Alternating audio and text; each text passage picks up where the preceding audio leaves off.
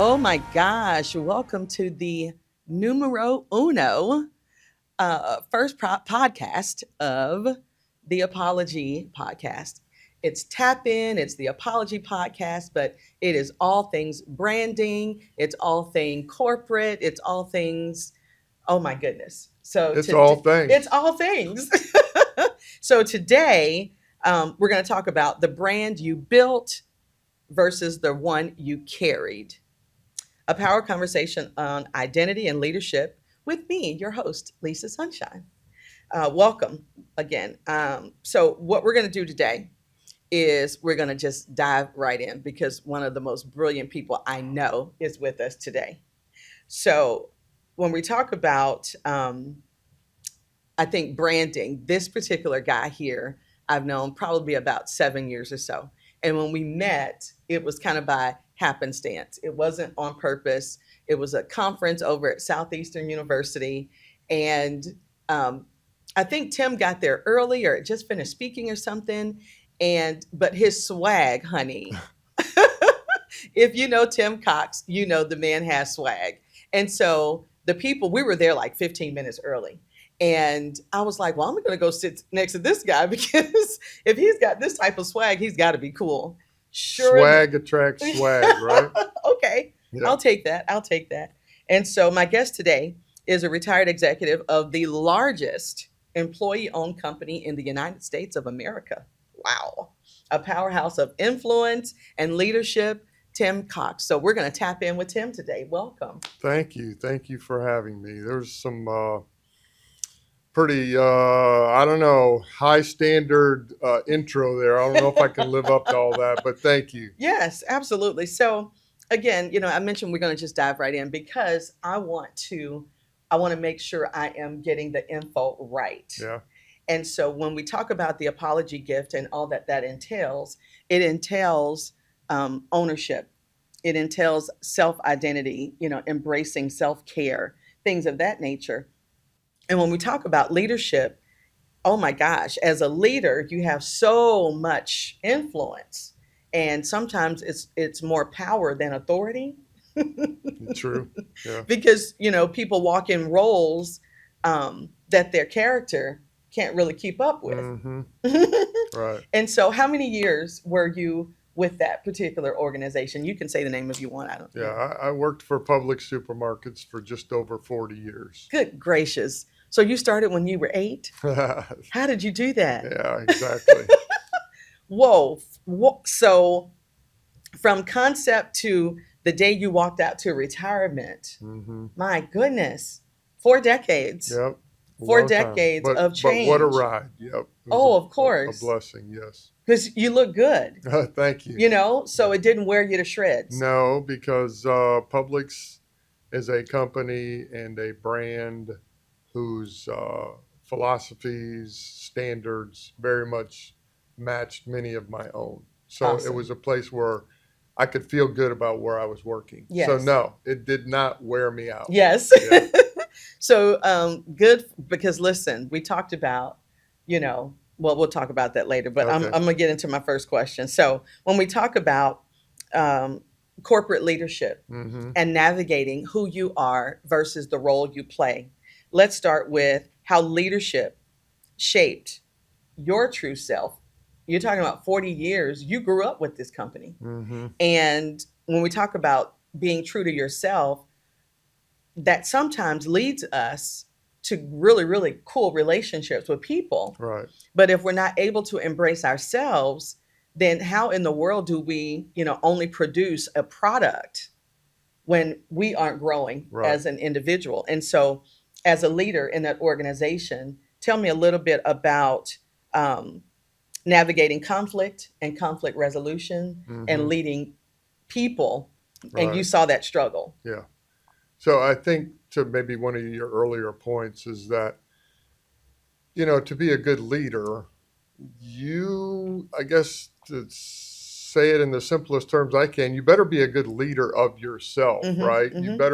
better have your own values in line. You better have your own priorities in line. Um, you can't really preach what you're not willing to practice That's right. yourself, right? But often people do. Right. and you know it. And I Yeah. think we should also point out that leadership is not the result of a title, Mm-hmm. right? Mm-hmm. We all know that there are plenty of people walking around with a title, but they're not necessarily good That's leaders. right. And conversely, I met plenty of people who were great leaders that didn't necessarily have the title. Yes. So to Yes. me, Yes. leadership is, it's a result of, I would say, personally speaking, it was a result of understanding what God's call was on my Yeah. life Yeah. and Yeah. feeling comfortable Mm-hmm. in that call. And here's a situation where my personal values very much aligned with the values of our brand, which was you put other people first. Mm-hmm. We're called to be servant leaders. Yeah. Yeah. And being a servant leader really worked at a company like Publix. Right. Right. And service is absolutely one of the core values of Publix. So Right. I think one of the reasons that I was able to be, I would feel successful in my role as a Right. leader is Yeah. because I was genuinely concerned about our people, about Right. taking care of our people and making sure that we were doing our part to equip our stores to be able to take care of their customers. So Mm-hmm. servant leadership to me was a big thing. Now, you mentioned how to deal with conflict, Right. right? Right. So contextually, do you want to add any more to the conflict part that we're talking about, or you want me to speak to it generally, or what? Well, when we talk contextually, what I'm talking about is, someone with values, um, and coming in there, but growing up over 40 years, Yeah. with a particular company. I'm sure you have, led teams with great people and challenging Right. people. And Right. so, as a leader, knowing who you are and what you were there to do, Mm-hmm. how do you build a brand and build difficult people? Yeah. So, man, that's a challenging question. So, in terms of trying to, I guess I always thought about it like this. So, I see the world through a brand lens. So, we oftentimes think of brands as organizations, as companies, but Hmm. I take it to a different level like you do. I see Hmm. you as a brand. I think Sure. of myself as a brand. Yes. And I don't mean in a commercialism Sure. context. Hmm. A brand is who we are. Branding is how we express who we are, right? Yes. Yes. So, I felt like I had my own things to take care of in terms of the way I expressed myself, whether it was to my colleagues or to the people that maybe worked on my team. But I also, because I was working for Publix, Yeah. I'm also an extension of the brand. So in terms of managing conflict, it's the matter or the practice of trying to do that in a way that's consistent with what the expectations are from the brand that I'm working for, and then flavoring it with my own Hmm. sort of leadership Yeah. practices or skills, right? Right. Yeah. So in dealing with conflict with, say, certain individuals, ultimately for me it came down to like, okay, where's this conflict coming from? What are you, I won't use any names, Sure. but whatever individual I'm talking to, what is it that you're really trying to accomplish? What are your objectives here? What is the conflict about? Where is it coming from? Hmm. And let's talk about how we can, clearly you're unhappy about something. Right. So is there a way that we can make change that accommodates the objectives of the brand that we're both working for, Right. that is in line with what my expectations are Mhm. as the leader of this team, Right. but still gives you some level of satisfaction or improves your level of happiness? And so you're just really trying to get to the core of that. Yeah. And then what I also learned, this is one of my top secrets that Yeah. I'm going to share. Hmm. Communication skills for a leader are critical, Yes. but the one that's often overlooked is listening. Yes. Yes. Yes. So what I found in many, many cases, if I could sort of set the stage, say, I understand that you're unhappy. Hmm. We have some sort of conflict here. Right. What's the root of it? What's going on?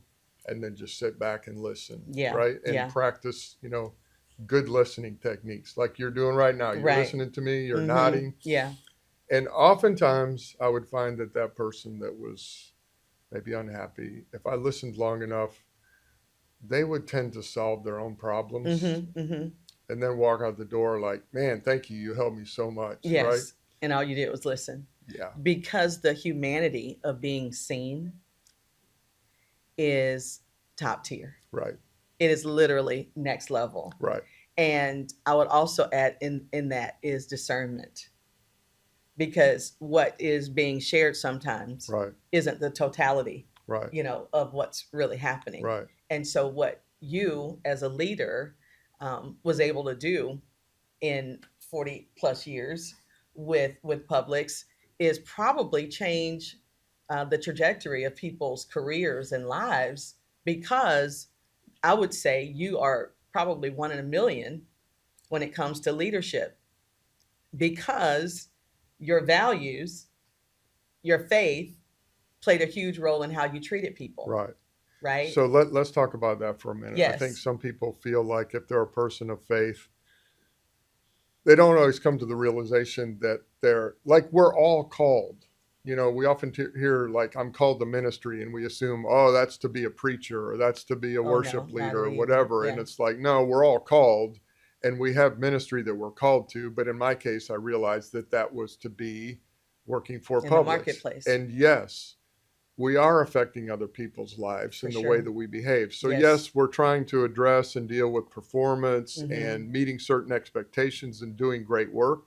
But I would share with my direct reports, Mm-hmm. the leadership team that was under me. Mm-hmm. I always reminded them what we do, how we treat people, how we are leading.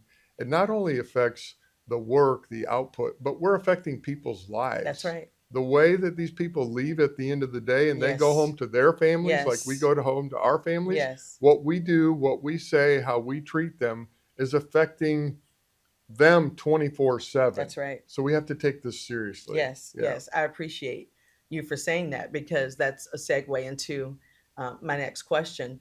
As you evolved and grew and promoted from one position to the next, and all of those things, you're talking about um, again, the largest employee-owned company in the United States of Mhm. America. Right. How did you navigate your family life as you navigated the pull Sure. that was happening with the growth, Yeah. because it was exponential over time, Right. and again, navigating home life and navigating work life as a leader? What was there changes? What were some of those crucial moments, as a leader, when again we're talking about the apology gift, and we're talking Right. about embracing and making sure we are good, Right. Yeah. as those changes happen with family and with work, and bringing that harmony. Hmm. I think that's a great question. I can honestly say that was seldom, if ever, a real struggle for me personally. Hmm. I witnessed that struggle with other people, Yeah. and I'm not really trying to be critical of Sure. people who were like working nonstop. I Right. mean, that's, I guess, how some people are wired. Right. Personally, for me, and I think generally speaking, that can be unhealthy Yeah. if we don't have what's commonly referred to as work-life balance. Right. But I knew personally that it was healthier for me, for my family, and better for Publix if I was able to turn it off at the end of the day Hmm. when I went home, not take my work issues, my work problems home with me, and be dad, Yeah. be husband, Right. be present, be engaged, and that wasn't really hard for me to do. Right. I mean, of course there were the exceptions where Sure. something really heavy was going on at work, and I Sure. would talk to my wife Becky about it when I got home. But Right. generally, I was able to just try to keep those things separate in a way that I felt like was healthy. Yeah. And so when you're talking about leading leaders, and you saw that happening, how were you able to navigate in a system and saying, hey, we got to do a little bit better, Yeah. because you're not at home, or you're coming in early, you're Right. leaving late. How's that working out for you? Yeah. So this is a very touchy subject. Okay. I mean, in general, Yes. because I know that there are a lot of businesses, a lot of companies that have high expectations from their Yes. associates, especially their leaders. Yes. And it's like, the expectation would go against what I might be saying Yes. here in this podcast. And Yes. that is like, if I saw people taking stuff home with them, too stressed out, my input typically was, look, you need to like learn to shut this off. Like, Mhm. because guess what? No one is dying. Yeah. The building is not burning down. Right. You can go home, enjoy your evening with whoever, watch a movie, Yeah. go out to dinner with your wife, do Yes. something Yeah. to get away from this Right. for a while. Yeah. Because when you come back in the morning, we can start over, you'll have a good night's rest, Yes. and we'll figure it out. The rest. But it's Yes. like, we're not helping anybody with this anxiety, this Mm. stress. That it's like, it's not productive. Right. You'll be better if you go home and chill. That's right. Yeah. Because the way our brains are wired, we have to rest Right. in order to produce goodness. Right. And so the final product of whatever that thing is, if it's going to be great, that means that we've been good to ourselves. Right. But in a culture, especially now, of course, you're out of the game. Yeah. And you get to bask, in this glorious life that you created for yourself. But what would you give? What advice would you give to a leader now who is really, really, really hard to the task, in saying, hey, how do you look out? How would you advise them to truly look out for their people if they're looking out for the product, at the end of the day? Right. Because of course, we're in business. Right. There's got to Mhm. be a product. There's got to be a service. Something is being bought and sold, Right. and there has to be a delivery at some point. Right. But how do you, or what would you share? Yeah. So, I mean, aside from what I already said, that it's healthier if we have some level of balance, I would ask them questions like, so you're burning the candles at both ends. How is that working out for you? Mhm. How do you feel? Let's take an honest assessment of the work product. Do you really feel like it's better as a result of what you're doing? How's your stress level? How's your anxiety? Mhm, I would ask them to assess how they are doing. And then I think what might be most useful is I would say, listen, you need to find some people more senior to you that have a lot more years under their belt, and try to find some that were like burning the candle at both ends. That's so good. And then ask them to look back and ask them if they have any regrets about that approach. That's powerful, Tim. Because I have never met anyone that is more senior like myself in Mhm. terms of years of Mhm. work experience, etc. Right. I've never met anyone that said, "Oh, I really wish I would have spent more time at work." Yes. If they say anything, Did it's y'all I hear that? wish. Did y'all hear that? If anything, they usually say, "I wish I would have carved out more time for my kids, Yes. for my wife, my Yes. family." Yeah. That's usually where the regret is. Yes, yes, yes. And the regret thing, oh my goodness. You're gonna come back and be my guest at another time. But so the next question, I think they're all good as far as I'm concerned. But now that you've stepped back from the business portion of life, which version of you are you most proud of when it comes to taking care of yourself, taking care of your leadership teams, and taking care of your family? What was there, maybe one or two things that was woven in there throughout your career that could be a catalyst for you? Something, Yeah. if you were to write a book, what would be one of those, one or two of those things that was with you as you did your thing, throughout your corporate Yeah. career? Well, I mean, aside from, my Lord and Savior, Jesus Christ, in my position on faith, putting him first, really Mhm. always trying. Of course, we fail, but always trying to put that first. The priorities were always critical to me. He's first, my family second, and my work is third. But Mhm. when I talk about work being third, and honestly, this part, I'm getting ready to try to answer your question. Okay. This part is the most critical, aside from, my faith and my family, and that is people, building relationships. So Relationships. my theme, if I were going to write a book, Mm-hmm. you know, one of the critical keys to success would be building relationships. Yes. Building relationships inside of work, Mm-hmm. building relationships with the people that are on my team, building relationships with my colleagues, building relationships with people that were senior to me. I think that really helped me to be successful at Publix, but it wasn't limited to just inside the workplace. Right. I have built so many relationships in this community, Sure. and when I'm talking with a younger person, I'm always trying to encourage them to build as many relationships as possible, because building relationships, it creates friendships, it creates opportunities to hear experiences from other people that can be very valuable Yes. to Yes. us in Yeah. our growth and Mm-hmm. development. Mm-hmm. It also opens doors. It just, building relationships, that's not the reason that we do it, Sure. to see what we can get out of it, Sure. but we do get things out Yes. of it when we build Absolutely. those relationships. So Yeah. to me, Yeah.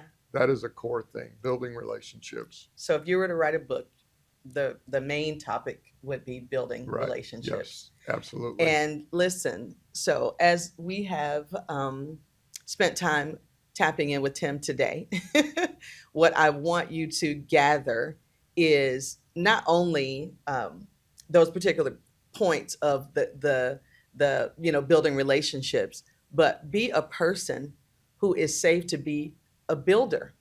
Be a person like, so healthy, mentally, spiritually, physically, emotionally. Be that safe person that, can be a part of the tribe, a part of the building process.